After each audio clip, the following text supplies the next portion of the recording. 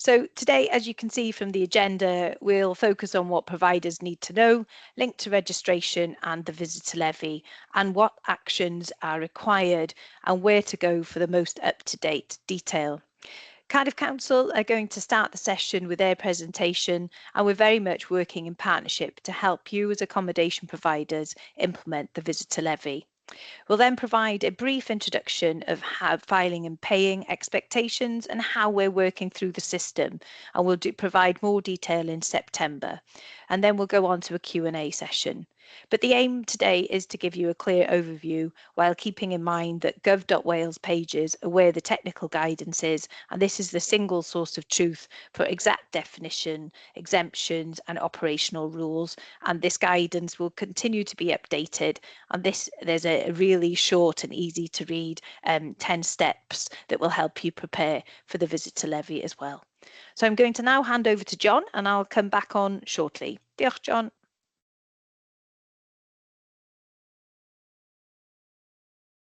You're on mute, John. Schoolboy error for this. Yeah, thanks, Claire. I just wanted to go through a couple of slides, really, just to outline a bit of context behind, what the levy means for Cardiff. Some of you may have seen this presentation before, but I think it's just important that we do have that context for all the stakeholders on the call. So, almost to go back to the beginning, back in September 2025, the Act was passed that allowed local councils to implement a levy, and that enabled local councils to consider whether they introduced it from 1st of April 2027 onwards. It did give us the powers to consider whether to introduce a levy or not. It wasn't around how that levy would be formed. And then following this and following very extensive consultation exercise, we agreed in March 2026 this year to implement a levy from April the 1st, 2027. So if you go on to the next slide, please. So, what is the levy?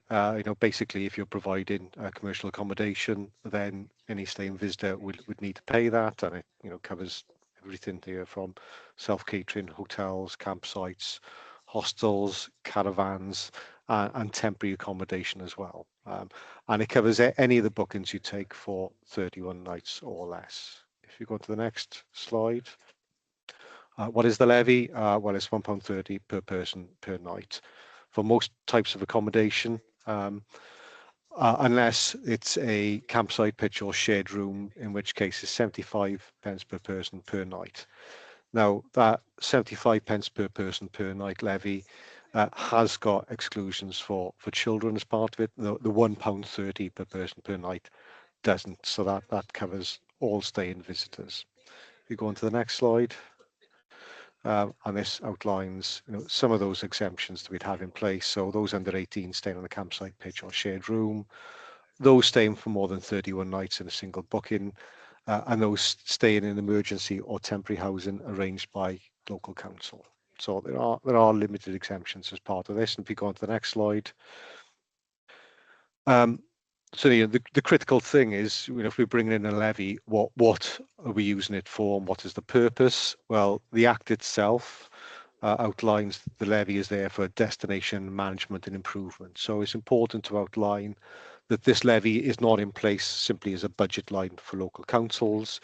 It's a means to support the tourism industry within the area that decides to put that in place. So what that legislation further stipulated as part of that is it gives us 4 bullet points of what that covers.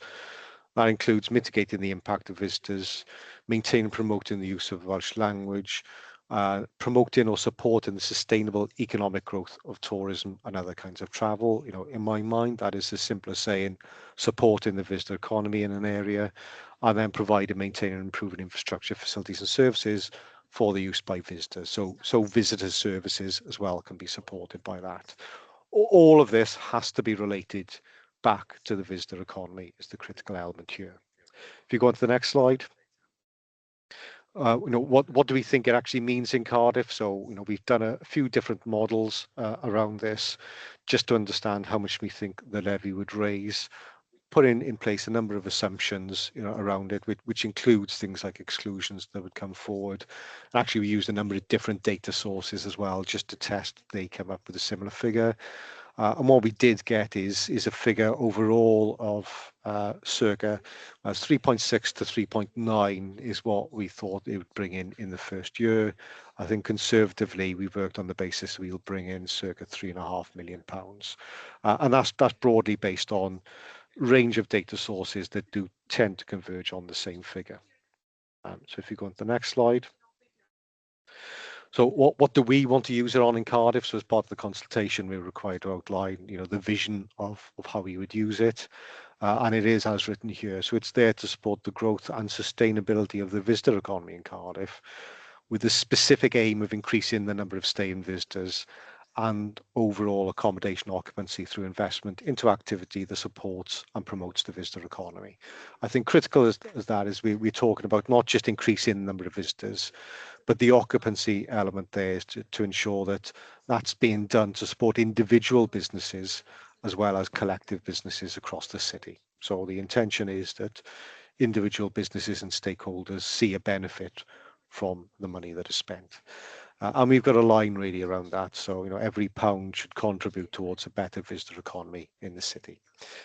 In addition, we've made a number of commitments to ensure that the fund won't be used to fund council statutory services. It's not going to go into council coffers. So if you go to the next slide.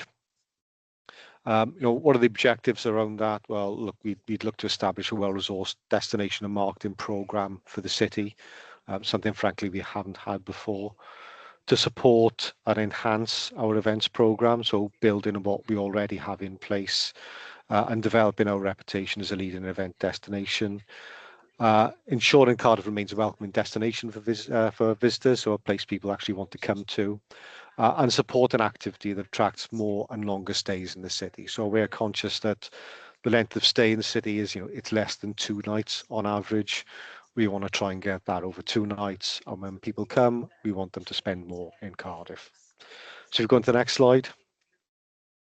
What types of spend does that mean in practice? These are what we put into the proposal, which will be subject to feedback from the sector, but covers things like price promotion, visitor infrastructure and services, enhanced events that we put in place, things like place management to make sure that Cardiff is a place people want to visit, destination management, and as part of that is things like how we support business events coming in, some specific sector support, which we would do basically as determined by the sector themselves.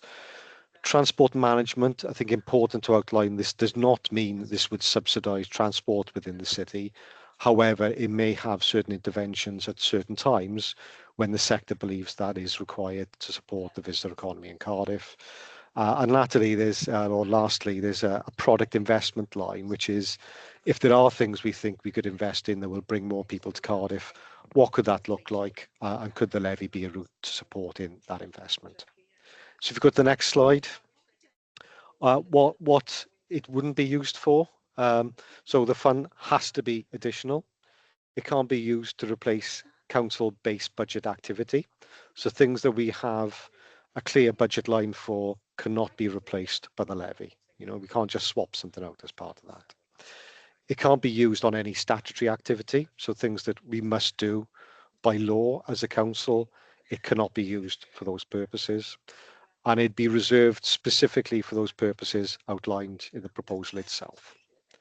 If you go on to the next slide.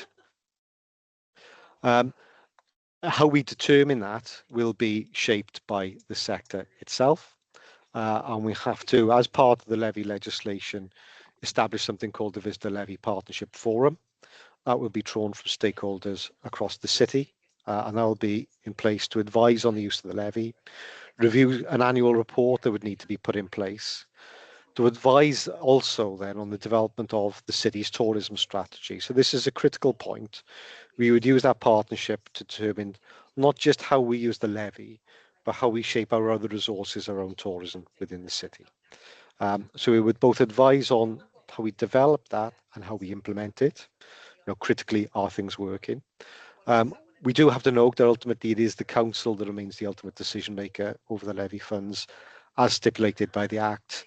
and it is the council upon which all the audit requirements, etc., and statutory requirements around the use of funds will need to take responsibility for. So if you go on to the next slide.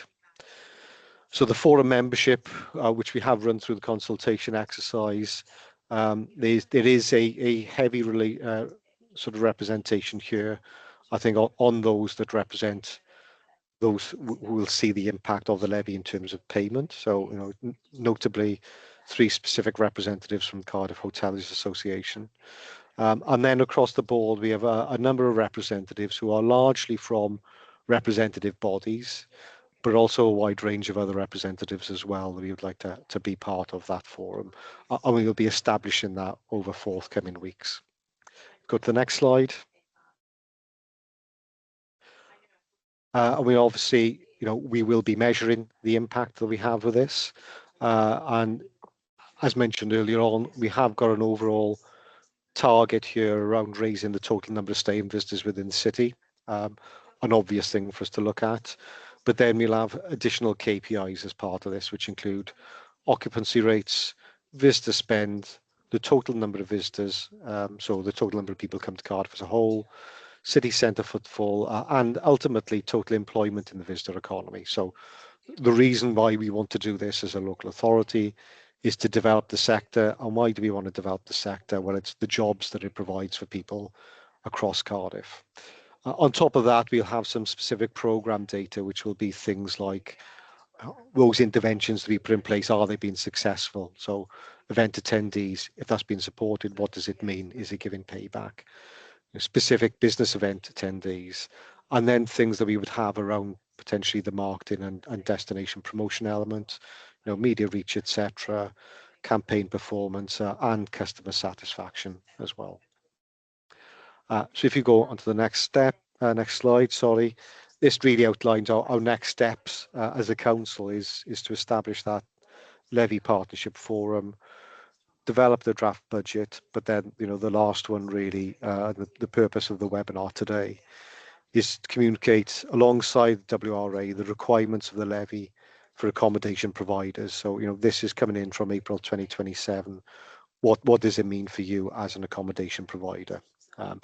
So that's a quick overview really, which I thought is worth giving some context on the levy. Before passing over to Claire, really, to pick up what I think is the guts of the presentation around that last bullet point there, is the requirements on accommodation providers. Lovely. Diolch, John. Fab. We'll move on to the next slide then, please. So just before I go into the detail, just a reminder of who the Welsh Revenue Authority are. So we are the Welsh Tax Authority, and we have experience of administrating, collecting and managing land transaction tax and landfill tax. So we have experience in this space, which is why Welsh Government decided we were the perfect partner to implement the visitor levy and registration. John touched on the act that was passed that had 2 parts to it. So the first part is registering your accommodation. This is something the sector, working with Croeso Cymru, Visit Wales, is something that they felt that they required. Data was lacking. The national picture of what accommodation was available across Wales, but also locally, was very patchy. So this is an opportunity to gather that rich data by understanding what accommodation is available, when it's available, what the type is, and so that we have that developed data so that we can move forward as an industry as well in understanding the sector. So registration will open in October, and there will be 6 months for people to register. Their closing date is the 31st of March, and we have lots of information on how to do that. We're also holding workshops between January and March, and we're more than happy to meet with you and work you through that step. The registration is part of the 10 steps for preparing for the visitor levy, so it's something you must do, and we will be here to work with you in terms of that. So in terms of the registration, as you will see that there's also a mailing list that you can join to get the latest information on registration of visitor levy. So moving on to the visitor levy. So visitor levy is a local tax, as John mentioned, so it's a decision that Cardiff have opted in, and it's also a self-assessed tax. So for those of you who are used to doing different things, for example, returns, then you will be very aware of the process, and we're trying to create a system, as Joe mentioned in the chat, that really works for the industry and works for you as accommodation providers. So this does mean, however, that you as accommodation providers are responsible for working it out, for reporting and paying the correct amount to the Welsh Revenue Authority, but that doesn't mean a lot of extra work or extra gathering of information. We're hoping to reassure you as we move through this presentation that you actually have all this information to date already, and it's just about sharing that with us. We ask that you keep records showing the number of visitors and nights along with the details of stay where no levy is due, and these records must be kept for at least 6 years after submitting a return. So the range of accommodation providers, as you know, is broad and diverse, and so our role at Welsh Revenue Authority with Cardiff is to reach out to all the different types of accommodation providers that exist in Cardiff. So it's really important that we work with you and in order to enable this process and make it work for everyone. On the next slide, then, you'll see just a reminder of the two levy rates that exist that John touched on. So the 75 pence per person per night, that's shared rooms in hostels, bunkhouse, bothies or dormitories. There are, and also the pitches for tents. So there are a minimal number of these exist in Cardiff. However, of course, you've got the Urdd and the Sophia Gardens in terms of hostels. And then, of course, there's some pitches for tents as well. You'll note the exemption here is that children under 18 years of age will not pay this levy rate. The second rate then on the next slide is the £1.30 per person night, which it will be the majority of yourselves, and this covers all the other different types of accommodation available here in Cardiff. Even those people letting out their room when there's a gig in town, and there's been lots of them, hasn't there, they will also need to be applying the visitor levy to their rates as well. And this rate applies to all visitors of all ages, so there's no exemption for under 18s with this rate, so that's a key point to remember, please. On the next slide then, this is a decision that was made by HMRC. It's not a popular decision and we recognise that, but this is something that HMRC have the powers of to make this decision, and VAT will be included on all UK visitor levies. So they've done a blanket decision, and so I just wanted to raise that with you as well. So it'll be £1.30 plus VAT, so that comes to £1.56. If you want to know more about that decision, you can speak directly to HMRC because at the moment that decision still stands. So just really key for you to understand and recognise that as well. On the next slide, then, so John mentioned that it will come into being from April 2027, but in the purpose of what we need you to do, please, as accommodation providers in preparing for the go live date of April 2027, is there are some key dates on the screen that talks around the 6 months transition period into April. And so the key date here today that we'd like to emphasise is that 28th of September 2026. This is when providers like yourselves will have to start accounting for visitor levy on eligible bookings from April. So this is a really key date, and we're working on a template that we will share with yourselves so it enables you to capture that information, and there'll be more information coming in the September webinar and event as well. October, I touched on, this is the opening date for registration when we'd like everyone to register, of course giving you 6 months to register by the 31st of March. And then on the 1st of April, as John mentioned, the visitor levy applies to all eligible stays in Cardiff. So that £1.30 and that 75p will be added to bookings. it doesn't say that any accommodation provider needs to include it on top of their booking. You can take and incorporate it into your costs. This is just the way that the majority of accommodation providers are choosing to do it, is to put it on top of the cost and to evidence that to the people staying. And then we'll have a little bit more information on this shortly, but the first quarterly filing and payment deadline will be the 29th of August that year, and then the first annual filing and payment deadline will be the 31st of May in 2028. Seems a long way off, but as we know, time does go quickly.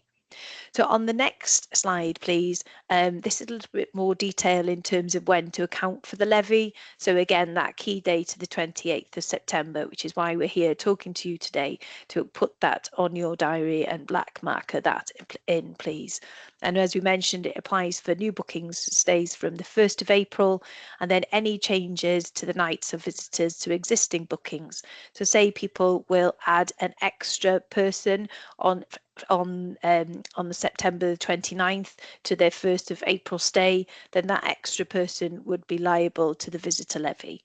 So there's a few things like that that perhaps you're thinking about, and that we're here to answer questions if you're unsure moving forward. On the next slide then, please.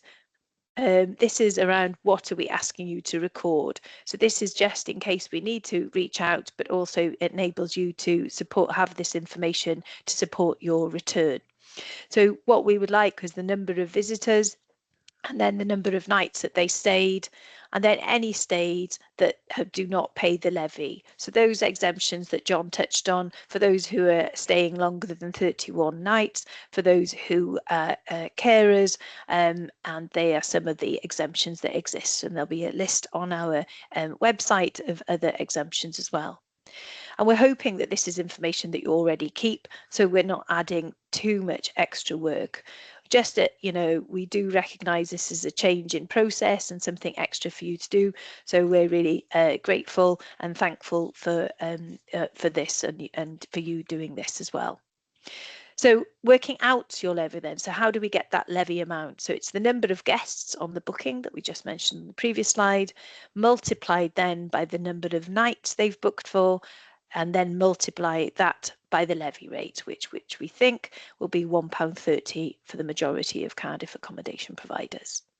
And on the next slide, there's an example of what that would look like in practice. For example, 4 visitors, 7 nights, 28 overnight stays, multiply this by the overnight stay levy rate, and that brings you to £36.40 a visitor levy to pay. And then that would be captured as well. This is a screenshot of actually what the system will look like. So for those of you, as I mentioned, who are used to doing tax returns, this is very much a similar process. So there won't be anything that you think, oh, I've never seen this before. And you can see what this will work out at. So what we're looking for is we're coming from, again, it's a self-assessed tax. So really putting the trust in yourselves as accommodation providers to give us that total amount, and then you would work out the workings as well. So what we're interested in is the total amount as well. So on the next slide then, please. So we touched briefly on the filing, levy and returns on the timeline in terms of key dates. So, and in the policy, it sets out who needs to file quarterly and who needs to file annually, and it's linked to how much levy you think you will raise as an accommodation provider. So if you're perhaps a smaller accommodation provider, then you may be not raising any more than £1,000. So if that's the case, then annual return is what we're looking for. However, if you're a larger provider, and then we are looking for a quarterly return as well on that. You can, if you would like, choose to do a quarterly return if you are generating less than £1,000. However, an annual would be fine as well. But for those over £1,000, the expectation is a quarterly return. And there'll be a lot more information coming on what that looks like shortly in the guidance, and then in our September events as well. On the next slide then, please. So naturally, with any compliance and any change, there has to be an avenue to support those who do not comply and who do not pay and file and pay the levy on time, as with other taxes. And so this is just to let you know that there will be a system put in place, a system that starts with penalty points before it goes on to a financial penalty. And there'll be more detail coming on that as colleagues are working in the background on that at the moment. There's also a system as well where you can ask for a review or appeal. And of course, this is a new process for everyone involved. So this will very much be working together to avoid any of those penalty points or financial penalties. That's the aim.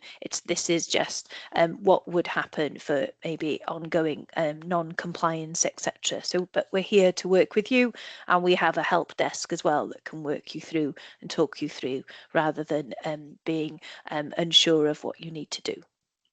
On the next slide then. Naturally, we know a number of you, if not all of you, use booking platforms to promote your accommodation, which is usual practice these days. And so we've been meeting with some of the larger platforms, as well as some of the smaller platforms, as well as some of the systems and the booking systems online, like SuperControl, etc. The SuperControl and those booking platforms have the system ability to change to help you implement this, and Airbnb, Booking.com and some of those booking platforms are very aware of the change that's coming here and the different changes and different visitor levies being introduced across the whole of the UK. And so we don't have one simple answer to what they will do. So can I only advise that you speak to your individual booking platform, send them an email to understand how this will work for you. However, just to let you know that they are aware of this change and working on ways on how they can implement this change on the billing system as well. So on the next slide then. So as Joe mentioned in the chat, we're still building, and we've done quite a lot of work, and thank you to those who've already been in touch and involved in user research. It's very important that we create systems that work for the user. So this is a key part of WRA in the way we work as a tax authority. It's really important to get it right the first time. So if you have time, it usually takes half an hour, 45 minutes to run through the system. We can understand your business a little bit more. We had a good meeting with Urban, I've forgotten this, they're the Urban, not Urban Outfitters, but the Urban Space, I was about to say, the other week. So that was good. Thanks, Joe, for that. So please do get in touch. Your expertise will really help us create a system that's fit for purpose. And then on the next slide, please. Here's some common queries. So I've been out and about talking to a few people and accommodation providers, and here's some simple questions that I'll try and answer that may help before the Q&A. So what happens if visitor accommodation providers don't comply? As we know, we are able to issue fines, as I mentioned, for people not filing and paying on time, and the point system for late filing. However, once more, can I emphasise that isn't the approach we want to take, because we want to work with you to get everything done in the right way.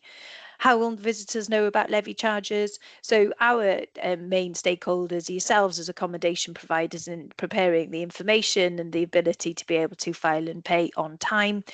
So Cardiff Council are then responsible for communicating the changes to visitors. So they have, I'm sure John will mention this later, some campaigns and also some comms ready, and I think there'll be a nice big graphic on the screen outside the train station shortly coming your way as well. And then if the hotel allocates complimentary rooms to a carer or members of staff, would they need to pay the visitor levy? So for the first one, which is members of staff, then no, because they're there working, so they would not need to pay the visitor levy. However, and then with carers, they would need to pay the visitor levy, but they would be liable to a refund. So then that would implement the refund policy that we are working through now as well, and we'll work work with yourselves to explain what that refund policy looks like as well. And as we mentioned, if a guest books for more than 31 nights, they do not pay the levy. Anything over 31 nights is exempt.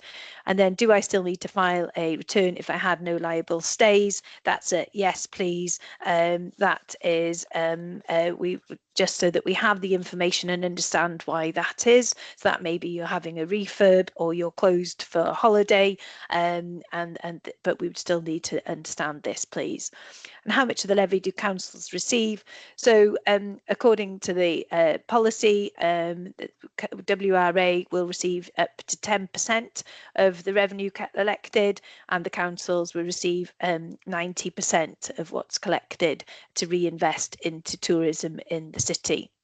And who will decide how the money is spent? Well, you saw from Cardiff's earlier slides that that is a decision made by the partnership forum, and there were some ideas about how that may look going forward as well. There's a couple of answers to some questions we've been having as we've been out and about. And now if we go on to the next slide, please. And this is just to reassure you that we are here to communicate. We want to reach as many accommodation providers as possible. So if you think people don't know, please let us know. If you have any advice or guidance on how we could reach the sector in a more appropriate way, then do let us know as well.